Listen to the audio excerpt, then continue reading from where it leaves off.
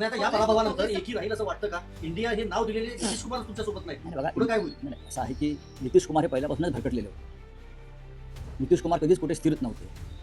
नितीश कुमार यांचं मानसिक संतुलन किती बिघडलेलं आहे हे आपण पाहत असता. त्याच्यामुळे नितीश कुमार जाणार हे ममता बॅनर्जी पहिल्याच बैठकीत सांगत हे पण तुम्हाला मी सांगतो. जी पाटण्यामध्ये पहिली बैठक पाटण्यात झाली तेव्हा इंडिया आघाडीचा समन्वयक म्हणजे कन्व्हेनर नेमावा आणि तो नितीश कुमारना नेमावा असा काही लोकांचा प्रस्ताव होता. पण तेव्हाही ममता बॅनर्जी म्हणाल्या ये नाही रहेगा, ये जाने वाले, उनका डील हो गया आणि ते गेले.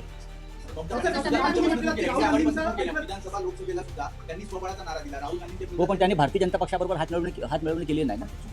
नाही, त्यांनी नाही, बरोबर आहे तुमचं म्हणणं की मी कालही म्हणालो की शेवटी मोठा नेता राज्यातला असतो, त्यांनी काही गोष्टी समजून घेतल्या पाहिजे. काँग्रेस पक्षसुद्धा कधी काळी पश्चिम बंगालमध्ये सत्तेवर होता. त्यांचे मुख्यमंत्री त्या भागात झालेले आहेत, पश्चिम बंगालला झालेले आहेत.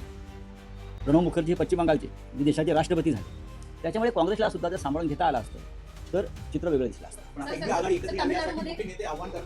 केलेलं आहे, सगळ्यांना आवाहन केलेलं आहे आणि सगळे एकमेकांच्या संपर्कात आहेत.